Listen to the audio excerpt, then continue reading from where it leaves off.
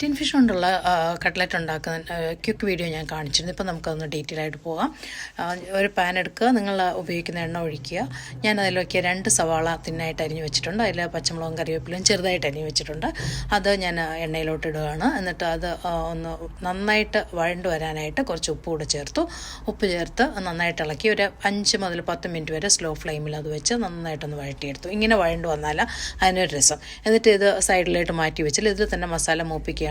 കാശ്മീരി ചില്ലിയാണ് ഞാൻ ഉപയോഗിക്കുന്നത്. 3 ടിൻ ഫിഷാണ് ഞാൻ ഉപയോഗിക്കുന്നത്. അപ്പോൾ 3 സ്പൂണ് മുളക് പൊടി ഇട്ടു. അതിൻ്റെ കളറൊന്ന് മാറുമ്പോൾ അതിൻ്റെ പകുതി 1.5 സ്പൂണ് മല്ലിപ്പൊടി ചേർക്കുന്നു. ആ മല്ലിപ്പൊടി രണ്ടിൻ്റെയും കളറൊന്ന് മാറുമ്പോൾ നമ്മൾ ഗരം മസാല ഒരു 1/4 ടീസ്പൂൺ ചേർക്കുന്നു. എന്നിട്ട് മഞ്ഞൾപ്പൊടി ഒരു 1/4 ടീസ്പൂൺ ചേർക്കുന്നു. എന്നിട്ട് ഇത് രണ്ടും കൂടെ ഒന്ന് ഇളക്കണം. എന്നിട്ട് ജിഞ്ചർ ഗാർലിക് പേസ്റ്റാണ് ഞാൻ ഇട്ടത്. 2 സ്പൂൺ ജിഞ്ചർ ഗാർലിക് പേസ്റ്റ് ഇട്ടു.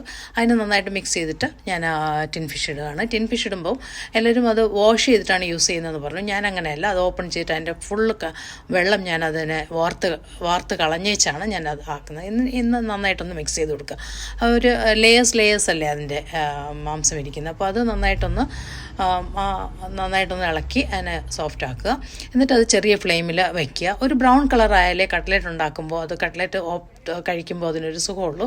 അപ്പോൾ അതിന് വേണ്ടി ഞാനൊരു 10 മിനിറ്റ് സ്ലോ ഫ്ലെയിമിൽ വെച്ച് അതിനെ നന്നാക്കി എടുത്തു.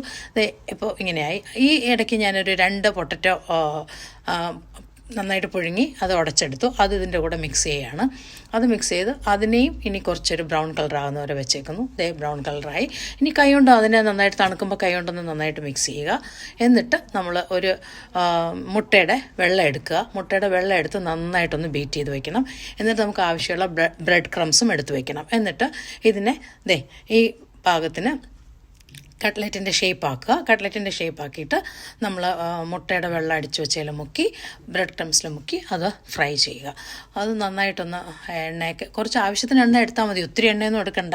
അത് കണ്ടോ, ഇങ്ങനെ നിൽക്കുന്ന രീതിയിൽ എണ്ണ എടുക്കുക. എന്നിട്ട് അതിനെ മറിച്ച് പൊടിഞ്ഞു പോവാതെ അത് മറിച്ചിടുക. എന്നിട്ട് അതിനെ നന്നായി ഒരു ടിഷ്യൂ പേപ്പറിട്ട ഒരു പ്ലേറ്റാണോ എന്താണ് നിങ്ങൾ സെർവ് ചെയ്യുന്ന ബോൾ അതിലോട്ട് മാറ്റുക. ടിഷ്യൂ പേപ്പർ ആകുമ്പോൾ ഈ എണ്ണ അബ്സോർബ് ചെയ്യും. അപ്പോൾ എണ്ണയുടെ ആ ഉപയോഗം നമുക്ക് കുറയ്ക്കാം. അപ്പോൾ ഞാൻ 3 ടിൻ ഫിഷ് എടുത്തതിൽ എനിക്ക് 11 കട്ട്ലറ്റാണ് ഉണ്ടാക്കാൻ പറ്റിയത്. 10